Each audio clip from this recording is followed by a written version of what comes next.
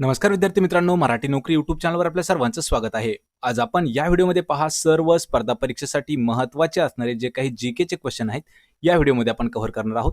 यामध्ये पहा मुख्यतः पोलीस भरती, जिल्हा परिषद भरती आणि आरोग्य विभाग भरती या सर्व भरत्यांसाठी जवळपास 26 प्रश्न आपण जनरल नॉलेजचे पाहणार आहोत. आपल्याला जर या व्हिडिओची पीडीएफ डाउनलोड करायची असेल तर डिस्क्रिप्शनमध्ये लिंक दिली आहे. मराठी नोकरी या नावाने आपलं टेलिग्राम चॅनल आहे. चॅनलला जाऊन जॉईन करा म्हणजे तुम्हाला त्या ठिकाणी 700 पेक्षा जास्त पीडीएफ नोट्स पाहायला मिळणार आहेत. तसेच मित्रांनो, जर चॅनलवरती नवीन असाल तर लगेच आपल्या चॅनलला सबस्क्राईब करा आणि मित्रांनो हे 26 प्रश्न शेवटपर्यंत नक्की पहा. चला तर व्हिडिओला सुरुवात करूया.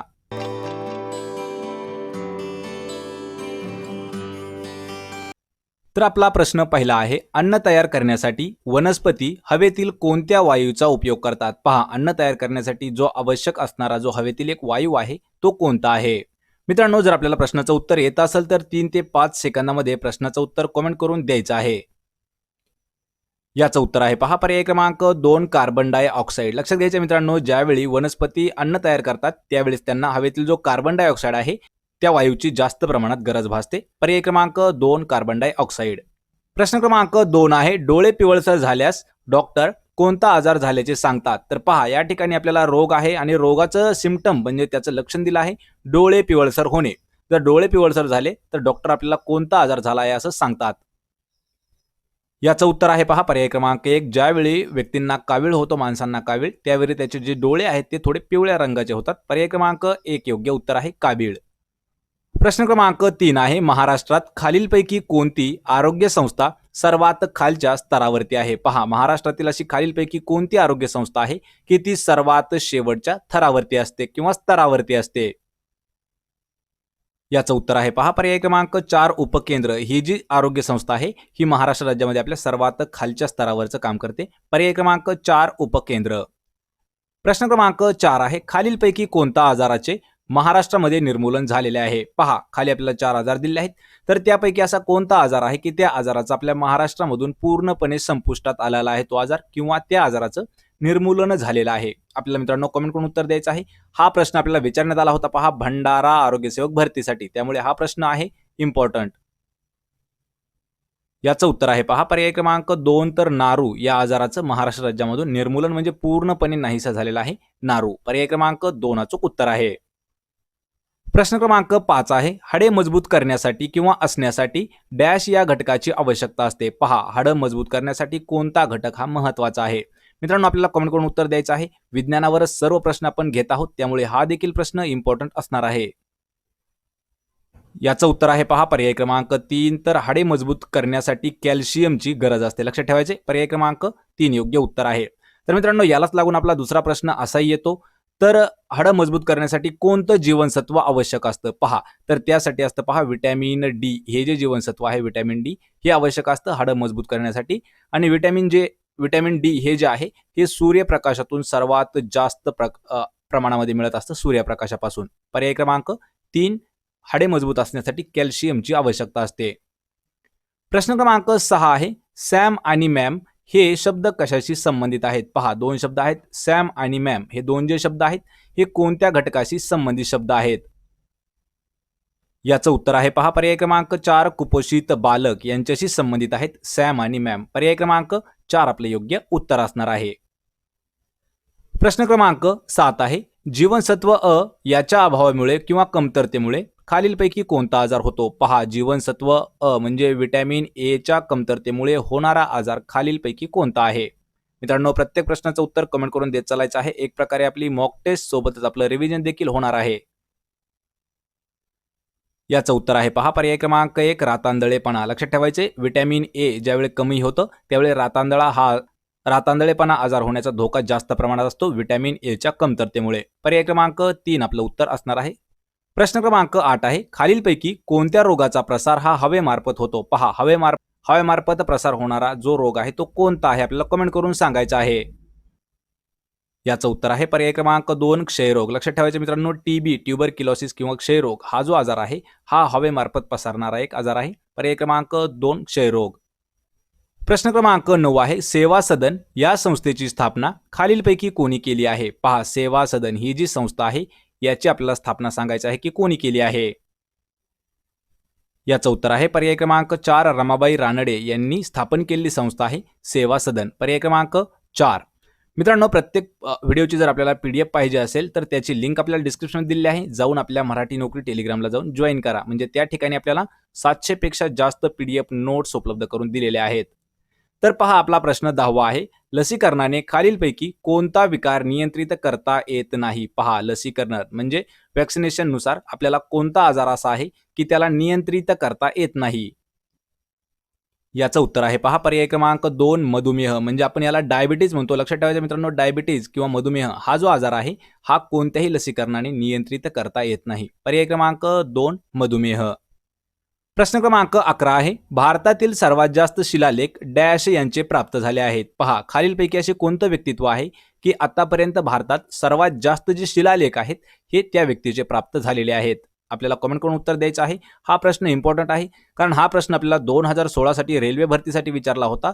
2016 साठी परत हाच प्रश्न आपल्याला SSC मध्ये सुद्धा विचारला होता आणि 2017 साली हा जो प्रश्न आहे, लक्षात ठेवा, हा आपल्याला पोलीस भरतीसाठी विचारलेला होता. त्यामुळे हा जो प्रश्न आहे हा इम्पॉर्टंट प्रश्न आहे.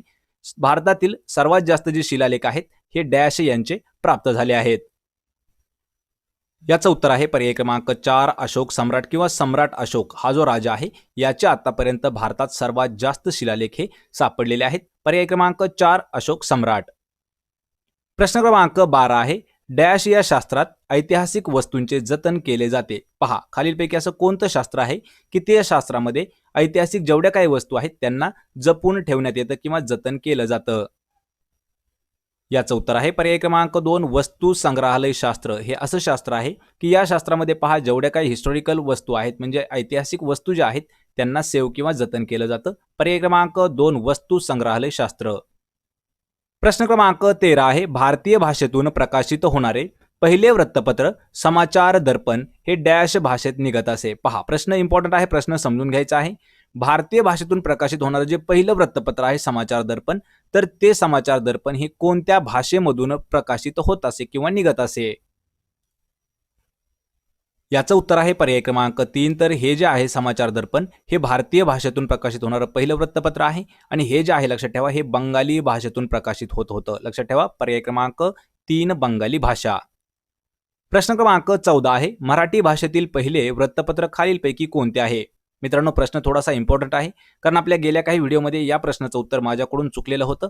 तर त्याचं जे आहे त्याचं करेक्ट आन्सर मी डिस्क्रिप्शनमध्ये आपल्याला दिलेलं आहे किंवा कमेंट पिन करून दिलेलं आहे. तर पहा, मराठी भाषेतील पहिलं जे वृत्तपत्र आहे, लक्षात ठेवायचे, ते आहे दर्पण. पर्याय क्रमांक 1. दर्पण हे जे आहे हे मराठी भाषेतील पहिलं वृत्तपत्र आहे. पर्याय क्रमांक 1 अचूक उत्तर आहे. प्रश्न क्रमांक 15 आहे. लाला लजपत राय स्वातंत्र्य सेनानी कोणत्या राज्यातील होते? पहा, थोर स्वातंत्र्य सेनानी जे लाला लजपत राय आहेत ते कोणत्या राज्याशी संबंधित येतात? मित्रांनो, हा देखील प्रश्न इम्पॉर्टंट आहे. हा प्रश्न आपल्याला 2013 साली विचारण्यात आलेला होता गुजरात पोलीस भरतीसाठी. कारण हा जो प्रश्न आहे, लक्षात ठेवा, सेंट्रलसाठी सुद्धा हा महत्त्वाचा प्रश्न आहे. याचं उत्तर आहे पहा पर्याय क्रमांक 1. पंजाब या राज्याशी संबंधित आहेत लाला लजपत राय. पर्याय क्रमांक 1 अचूक उत्तर आहे. प्रश्न क्रमांक 16 आहे. घोडे बांधण्यासाठी किल्ल्यातील जी जागा आहे त्या जागेला काय म्हटलं जातं? पहा, घोडे बांधण्यासाठी किल्ल्यात वापरली जाणारी जी जागा आहे त्या जागेला कोणत्या नावानं ओळखलं जातं? याचं उत्तर आहे पर्याय क्रमांक 3. तर पागा म्हणतात. लक्षात ठेवायचे, घोडे बांधण्यासाठी किल्ल्यात जी असणारी जागा आहे त्या जागेलाच पागा असा शब्द आहे. लक्षात ठेवायचे, तबेला शब्द नाही. पर्याय क्रमांक 3 पागा योग्य उत्तर आहे. प्रश्न क्रमांक 17 आहे. जिभेवरच्या छोट्या छोट्या उंचवट्यांना काय म्हटले जाते? पहा, जिभेवर जे छोटे छोटे उंचवटे असतात त्यांना काय म्हणतात? मित्रांनो, हा जो प्रश्न आहे हा प्रश्न इम्पॉर्टंट आहे. याचं उत्तर आहे पहा पर्याय क्रमांक 1. त्याला रुची नलिका असं म्हटलं जातं आणि इंग्रजीमध्ये सांगायचं झालं तर पहा टेस्ट बड असं म्हटलं जातं. लक्षात ठेवायचंय, रुची नलिका किंवा टेस्ट बड हे जे आहे हे जिभेवर जे आपल्या छोटे छोटे वटे असतात, उंचवटे असतात, त्यांना म्हटलं जातं रुची नलिका. पर्याय क्रमांक 1 अचूक उत्तर आहे. प्रश्न क्रमांक 18 आहे. अन्नाचे पचनाचे काम करणारे अवयव शरीराच्या कोणत्या भागामध्ये आहेत? पहा, अन्नाला पचन करणारे जे काही अवयव आहेत ते आपल्या शरीराच्या कोणत्या भागामध्ये येतात? याचं उत्तर आहे पहा पर्याय क्रमांक 2. उदर पोकळीमध्ये हे अवयव असतात अन्नाला पचन करणारे. लक्षात ठेवायचे, पर्याय क्रमांक 2 उदर पोकळीमध्ये येतात. प्रश्न क्रमांक 19 आहे. विधवा पुनर्विवाहाला मान्यता देणारा कायदा कोणी केला? पहा, विधवा पुनर्विवाह म्हणजे विधवेचा पुन्हा विवाह करणं हा जो कायदा आहे या कायद्याला मान्यता कोणी केली होती? याचं उत्तर आहे पहा पर्याय क्रमांक 2 लॉर्ड डलहौसी. हा जो इंग्रज अधिकारी होता, या इंग्रज अधिकाऱ्याने विधवा पुनर्विवाहाला मान्यता दिलेली होती. पर्याय क्रमांक 2 लॉर्ड डलहौसी. प्रश्न क्रमांक 20 आहे चौरी चौरा हिंसाचाराची घटना कोणत्या वर्षी घडलेली आहे? पहा चौरी चौरा या ठिकाणी जो हिंसाचार झाला होता आणि ती जी घटना आहे ही कोणत्या वर्षी घडलेली आहे? याचं उत्तर आहे पर्याय क्रमांक 3 1922. लक्षात ठेवायचे 1922 या वर्षी चौरी चौरा या ठिकाणी घडलेली एक हिंसाचाराची घटना होती. पर्याय क्रमांक 3 आपलं उत्तर असणार आहे. तर मित्रांनो असे जे इतिहासातील जे महत्त्वाचे काही ठळक पॉईंट आहेत हे जर आपल्याला डीपमध्ये पाहायचे असतील तर त्या चॅनलची लिंक आपल्याला डिस्क्रिप्शनात दिली आहे. त्या चॅनलवर जाऊन आपण जॉईन करा किंवा सबस्क्राईब करा. म्हणजे त्या ठिकाणी तुम्हाला अशा पद्धतीच्या ज्या काही घडलेल्या इतिहासातील महान किंवा मोठ्या मोठ्या ज्या गोष्टी आहेत, घटना आहेत त्या तुम्हाला त्या ठिकाणी पूर्णपणे पाहायला मिळतील. प्रश्न क्रमांक 21 आहे कोणत्या दिवशी जागतिक पशुदिन साजरा केला जातो? पहा मित्रांनो यामध्ये 21 ते 26 हे जे आपले 6 प्रश्न आहेत हे सर्व प्रश्न आपण करंट अफेअर्स 2021 वर घेतलेले आहेत. तर आपल्याला सांगायचं आहे की जागतिक पशुदिन कधी साजरा केला जातो? उत्तर आहे पर्याय क्रमांक 2 4 ऑक्टोबर या दिवशी जागतिक पशुदिन हा साजरा करतात. पर्याय क्रमांक 2 अचूक उत्तर आहे. प्रश्न क्रमांक 22 आहे कोणत्या व्यक्तीला 2021 या वर्षासाठीचा वयोश्रेष्ठ सन्मान देण्यात आलेला आहे? पहा खालीलपैकी असं कोणतं व्यक्तित्व आहे की त्यांना 2021 या वर्षासाठी वयोश्रेष्ठ सन्मान देण्यात आला आहे?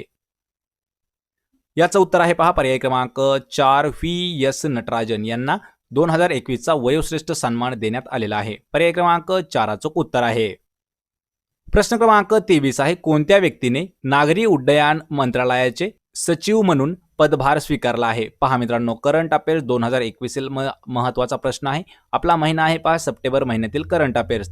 तर खालीलपैकी कोणत्या व्यक्तीने नागरी उड्डयन मंत्रालयाने सचिव पदभार म्हणून स्वीकारला आहे? याचं उत्तर आहे पर्याय क्रमांक 1 तर राजीव बन्सल यांनी नागरी उड्डयन मंत्रालयाचे सचिव म्हणून पदभार नुकताच स्वीकारलेला आहे. पर्याय क्रमांक 1 अचूक उत्तर आहे. प्रश्न क्रमांक 24 आहे कोणत्या ठिकाणी 2 ऑक्टोबर 2021 रोजी जगातील सर्वात मोठ्या ध्वजाचे अनावरण करण्यात आले आहे? पहा 2 ऑक्टोबर 2021 रोजी भारतात आपल्या लक्षात ठेवायचे जगातील सर्वात मोठा राष्ट्रीय ध्वज याचं अनावरण करण्यात आलं आहे. तर ते कोणत्या ठिकाणी करण्यात आलं आहे? याचं उत्तर आहे पहा पर्याय क्रमांक 3 तर लेह या ठिकाणी करण्यात आलेलं आहे. जगातील सर्वात मोठा आपला भारताचा राष्ट्रीय ध्वज त्याचं अनावरण. पर्याय क्रमांक 1 लेह.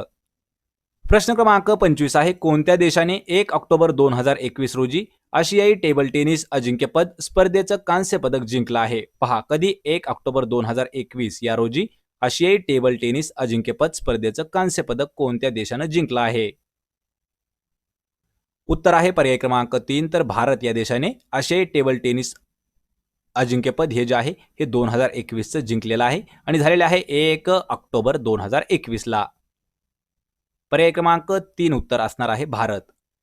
प्रश्न क्रमांक 26 आहे कोणत्या देशादरम्यान मित्रशक्ती नावाचा संयुक्त सैन्य कवायतीचा 8वी आवृत्ती आयोजित केली जाणार आहे? पहा खालीलपैकी असे कोणते 2 देश आहेत की त्या दोन देशादरम्यान मित्रशक्ती या नावाचा संयुक्त सैन्य कवायतीचा 8वी आवृत्ती जी आहे ही आयोजित केली जाणार आहे?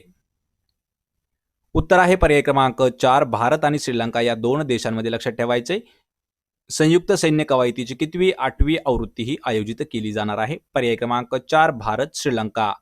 तर मित्रांनो पहा हे होते आपले जनरल नॉलेजचे 26 प्रश्न. तर आपल्याला या 26 प्रश्नापैकी किती प्रश्नाचं उत्तर देता आलं हे मला कमेंट करून नक्की सांगा. तसेच व्हिडिओ जर आवडला असेल तर व्हिडिओला लाईक करा, आपल्या मित्रांमध्ये हा व्हिडिओ शेअर करा आणि मराठी नोकरी यूट्यूब चॅनलला सबस्क्राईब करा. सोबतच PDF डाउनलोड करण्यासाठी मराठी नोकरी या टेलिग्रामला देखील जॉईन करा. आपण भेटूया पुढच्या एका अशाच नवीन व्हिडिओमध्ये. तोपर्यंत जय हिंद, जय महाराष्ट्र.